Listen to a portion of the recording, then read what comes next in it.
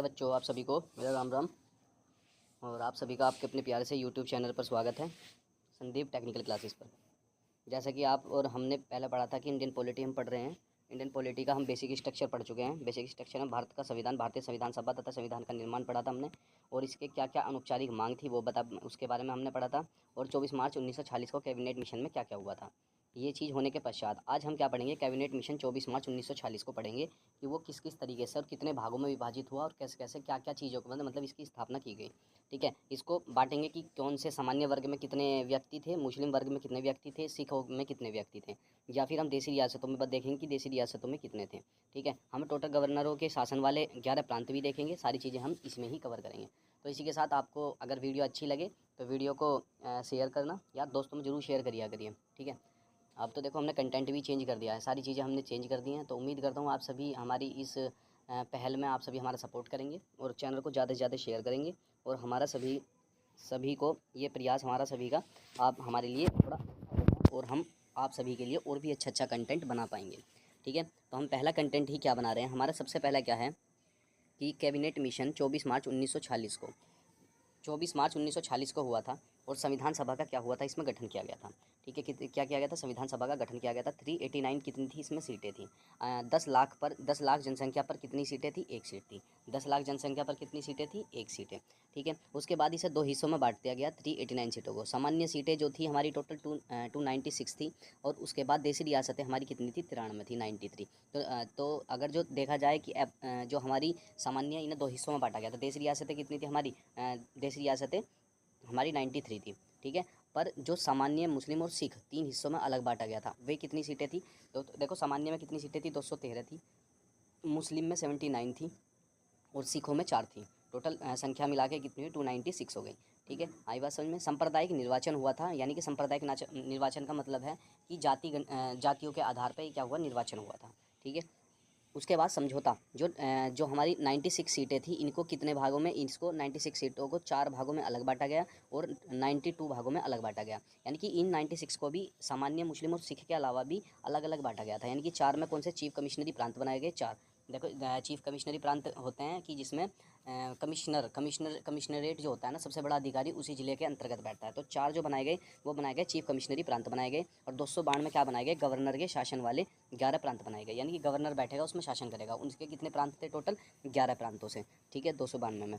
तो 4 चीफ कमिश्नरी क्षेत्र कौन से थे, दिल्ली था, कुर्ग जिसको आज कर्नाटक भी बोलते हैं हम, बलूचिस्तान भी था जो हमारा कहाँ पर है, पाकिस्तान के अंतर्गत है, और अजमेर कहाँ पर है हमारा, मखर में। पहले इसको मखर बोला जाता था, अब इसको अजमेर बोला जाता है।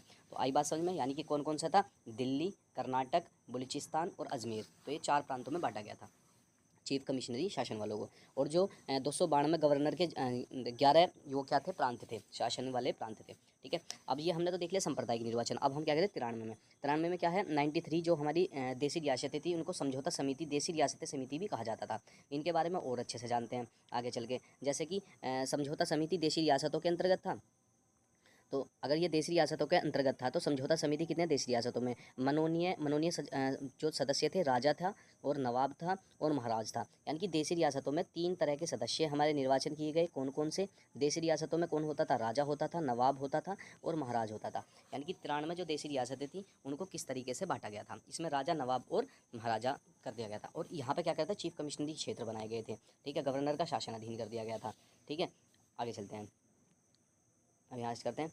अब इसके बारे में कुछ और महत्वपूर्ण चीज़ें पढ़ लेते हैं हम आराम से। ठीक है, इस आयोग की सिफारिशों के आधार पर जुलाई 1946 को 1946 में 296 सीटों पर चुनाव संपन्न कराए गए। कब, 1946 में कितनी सीटों पर चुनाव कराए गए थे, 296 सीटों पर, जिसमें कांग्रेस ने 208 सीटें तथा मुस्लिम लीग ने 73 तथा अन्य सीटें 15 सीटें जीते थे। यानी कि कांग्रेस ने उस समय कितनी सीटें जीती थी, 208 सीटें जीती थी। मुस्लिम लीग ने उस समय कितनी सीटें जीती थी, 73 सीटें जीती थी। और जो अन्य थे वो 15 सीटें जीती थी। हैदराबाद देसी रियासतें। अच्छा एक बात और बताओ, इसमें महिलाएं सदस्यों की संख्या कितनी थी, टोटल महिला सदस्यों की संख्या आप कमेंट करके बताओ, महिला सदस्यों की संख्या। ठीक है, हैदराबाद देसी रियासतों में मुस्लिम लीग, हैदराबाद देसी रियासतों में मुस्लिम लीग ने संविधान सभा बहिष्कार किया, यानी कि जो हैदराबाद देसी रियासत थी वो भी क्या कर रही थी, संविधान सभा को बहिष्कार कर रही थी, ठीक है।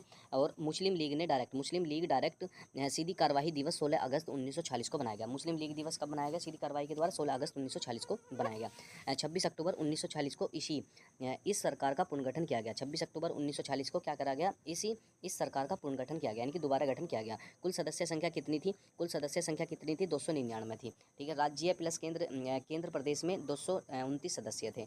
देसी रियासतों से कितने सदस्य थे? 70 सदस्य थे जो मनोनीत किए गए थे। संविधान सभा में जो सर्वाधिक सदस्य थे वो संयुक्त प्रांत से थे, संयुक्त प्रांत से सबसे ज़्यादा सदस्य थे जो 55 थे, ठीक है। संविधान सभा में कम सदस्य किसमें थे? 8 थे। आसाम में 8, ठीक है।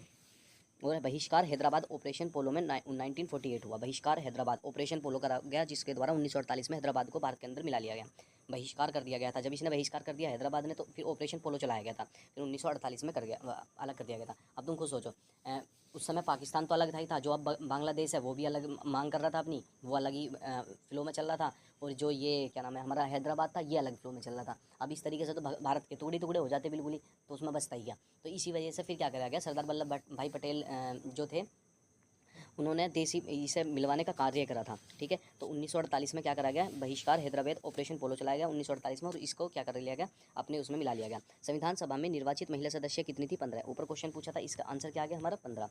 निर्वाचित सदस्य महिला सदस्य कितनी थी? 15। संविधान सभा में हस्ताक्षर महिला सदस्य के 8 के हुए थे। जो संविधान सभा में जो हस्ताक्षर हुए थे कितनी महिलाओं के हुए थे? 8 महिलाओं के हुए थे। टोटल महिलाएं कितनी थी? 15। आई बात समझ में? तो उम्मीद करता हूँ ये चीज़ें आपको समझ में आई होंगी, एक बेसिक स्ट्रक्चर। जिस बच्चों को करना है वो थोड़ा सा इसमें से ले ले, अपना स्क्रीनशॉट ले लो, ये यहाँ से ले लो, ठीक है। टोटली इसका स्क्रीनशॉट ले लो। चलो ले लिया होगा आपने। संदीप टेक्निकल क्लासेस में देखो सारी चीज़ें मिल रही हैं आपको। सर शाम के समय स्टैटिक जीके भी करा रहे हैं, और एक रीजनिंग का सेट भी चलता है। और जिस तरीके से हम आगे की तरफ काम कर रहे हैं और भी फैकल्टी जोड़ने की सोच रहे हैं इसमें, पर आप लोग सपोर्ट करिए तो हम जल्दी से जल्दी इस चीज़ों को कवर कराएंगे और नई किसी भर्ती को टारगेट करेंगे। देखो जिस तरीके से हम पढ़ा रहे हैं ना, जैसे कि स्टैटिक जीके हुआ, तो स्टैटिक जीके बिल्कुल बेसिक से अपर लेवल तक है, मतलब हर एग्ज़ाम में कैरी करेगा।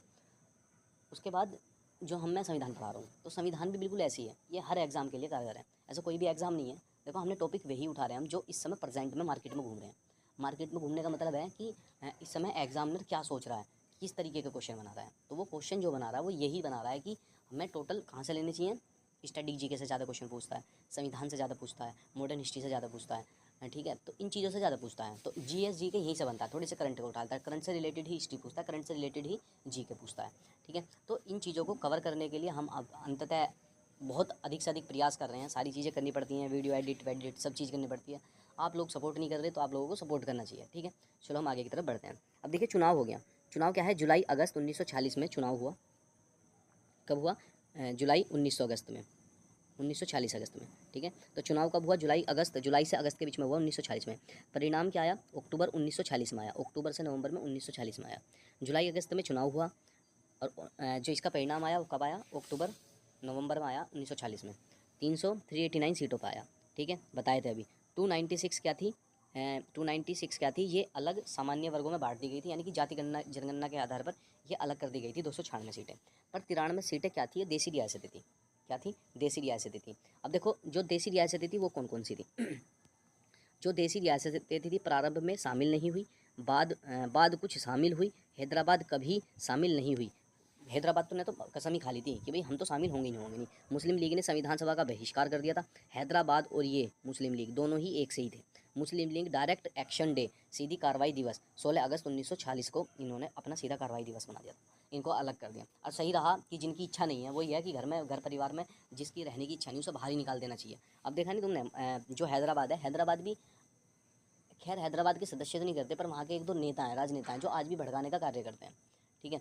तो जिसका बहिष्कार था, मतलब जो नहीं रहना चाहता था उसे निकाल दिया ही जाना चाहिए था। पर वो है ना कि भारत के बीचम बीच वो बैठते तो फिर वो गड़बड़ होती है ना, वो भारत के लिए नुकसान साबित होता। तो ये चीज़ें करनी जरूरी थी, ठीक है। तो 16 अगस्त 1946 को क्या किया गया? डायरेक्ट एक्शन डे बनाया गया। 296 सीटें मैंने तुम्हें अभी बताई थी। कांग्रेस ने 208 सीटें जीती थी, मुस्लिम लीग ने 73 और अन्य ने 15, ठीक है। चलो आगे की तरफ बढ़ते हैं। संविधान सभा की बैठक हुई थी। संविधान सभा की जो बैठक हुई उसमें क्या क्या सदस्य थे, किस किस तरीके से, टोटल कितनी बैठक हुई थी। ठीक है, तो 3 बैठकें हुई। संविधान सभा की कितनी बैठकें हुई? 3 बैठकें हुई। पहली बैठक 9 दिसंबर 1946 को हुई, दूसरी बैठक 11 दिसंबर 1946 को हुई और तीसरी बैठक 13 दिसंबर 1946 को हुई। ठीक है, 3 बैठक ये लगातार हुई, एक एक दिन के गैप के बाद हुई। जो स्थान था संसद के केंद्रीय सदन दिल्ली में हुई। स्थान क्या था? संसद के केंद्रीय सदन कहाँ पर हुई? दिल्ली में हुई। और इसके कुल सदस्यों ने भाग लिया 211 एनसीईआरटी के हिसाब से। कितने सदस्यों ने भाग लिया? 211 ने। महिला ने भाग लिया स्टार्टिंग में 10 ने। अस्थायी अध्यक्ष डॉक्टर सच्चिदानंद सिन्हा बने थे, क्योंकि ये वरिष्ठ थे, वृद्ध थे और ये सबसे पुराने व्यक्ति थे, तो इनको ही अस्थायी अध्यक्ष चुन लिया गया था। दूसरी बैठक 11 दिसंबर 1946 को हुई और स्थायी अध्यक्ष बना दिए गए हमारे डॉक्टर राजेंद्र प्रसाद जी। ठीक है, उपाध्यक्ष एच.सी. मुखर्जी, वी.टी. कृष्णाचार्य थे। उपाध्यक्ष कौन थे? एच.सी. मुखर्जी थे, वी.टी. कृष्णाचार्य थे। संवैधानिक सलाहकार थे वी.एन. राव थे। ठीक है, संवैधानिक सलाहकार कौन से थे? वी.एन. राव थे। और संवैधानिक प्रवक्ता स्पीकर कौन थे? जो सर्वधानिक जो प्रवक्ता थे, स्पीकर थे, वो कौन थे? सर्वपल्ली राधाकृष्णन जी थे। ठीक है, आई बात समझ में? ये दूसरी बैठक की चीज़ समझ मांग होंगी। तीसरी बैठक जो हुई थी 13 दिसंबर 1946 को हुई थी हमारी। तीसरी बैठक कब हुई? 13 दिसंबर 1946 को हुई। जवाहरलाल नेहरू ने उद्देश्य प्रस्ताव को पारित किया। 22 जनवरी 1947 को स्वीकार्य कर लिया गया। स्वीकार्य क्या कर लिया गया? कर लिया गया, इसको अपना लिया गया, यानी कि तीसरी बैठक 22 जनवरी 1947 को स्वीकार्य कर लिया गया। उसके बाद आगे की तरफ बढ़ते हैं। देखो, पहली बैठक जो हुई उसके बारे में बात करते हैं और तीसरी बैठक के बारे में बात करते हैं। पहली बैठक 9 दिसंबर 1946 को हुई, वर्तमान संसद के केंद्रीय सदन में हुई। ठीक है, जो वर्तमान का है। 211 सदस्यों ने भाग लिया था। मुस्लिम लीग ने बहिष्कार किया और पाकिस्तान की मांग की थी। ठीक है, देसी रियासतें भाग लेने से मना कर दिया देसी रियासतों ने। अस्थायी अध्यक्ष डॉक्टर सच्चिदानंद सिन्हा बने, जो वरिष्ठ थे और फ्रांस से आए थे। उन्होंने अपनी शिक्षा ली थी ना फ्रांस में। दूसरी बैठक 11 दिसंबर 1946 को हुई। स्थायी अध्यक्ष डॉक्टर राजेंद्र प्रसाद बने। उपाध्यक्ष एच.सी. मुखर्जी, वी.टी. कृष्णाचार्य बने। संवैधानिक सलाहकार वी.एन. राव बने और संवैधानिक प्रवक्ता स्पीकर सर्वपल्ली राधाकृष्णन बने। तीसरी बैठक 13 दिसंबर 1946 को हुई। जवाहरलाल नेहरू इसके संचालक थे और उद्देश्य प्रस्ताव ऑब्जेक्टिव रिजोल्यूशन इन्होंने पेश किया। ठीक है, उसके बाद 22 जनवरी 1947 को स्वीकार्य कर लिया गया। 1947 को ये सारी चीज़ें क्या कर ली गई? स्वीकार कर ली गई। ठीक है,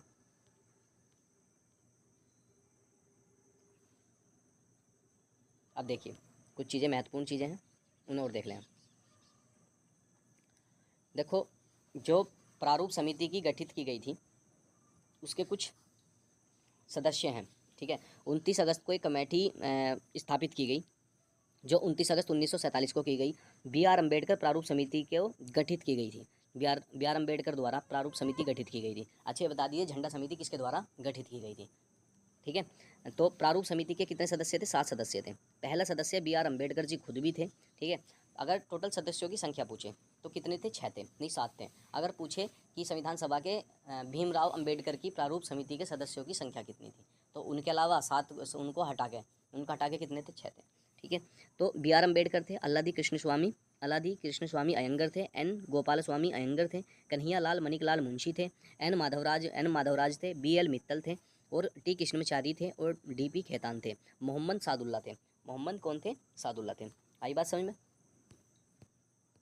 प्रारूप समिति के सदस्य ये हम आपको बताएंगे। देखो, वही चीज़ दे रखी है, टोटल बैठक कितनी हुई इसमें, ये हम अब आपको कल करेंगे। इसमें आगे का यहाँ से क्या करेंगे, प्रारूप समिति को हम कल पढ़ाएंगे। और अभी बहुत सारी चीज़ें रह रही हैं और इतनी बार रिपीट हो जाएंगी इसमें कि आपको यहीं पे याद होने लगेगा कि भैया ये अभी तो कराया था। ठीक है, क्लास ज़्यादा बड़ी ना हो जाए, तो इसी वजह से हम इसे क्लास को यहीं पर रोकेंगे। तो 15-15, 16-16 मिनट की क्लास में हम इसे कंप्लीट करते हुए आपको बहुत अच्छे से देख लेंगे। ठीक है, जो प्रारूप समिति हम कल पढ़ेंगे और आज हमने क्या पढ़ा, ये सारी चीज़ें पढ़ ली।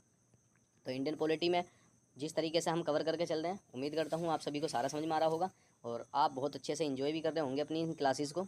ठीक है, तो इसी तरीके से आप अपने प्रिय चैनल पर बने रहिए और अपना देखते रहिए यूट्यूब चैनल। ठीक है, और वीडियो को शेयर करिए भाई, वीडियो शेयर नहीं करते आप लोग। ठीक है, आप सभी को मेरा राम राम।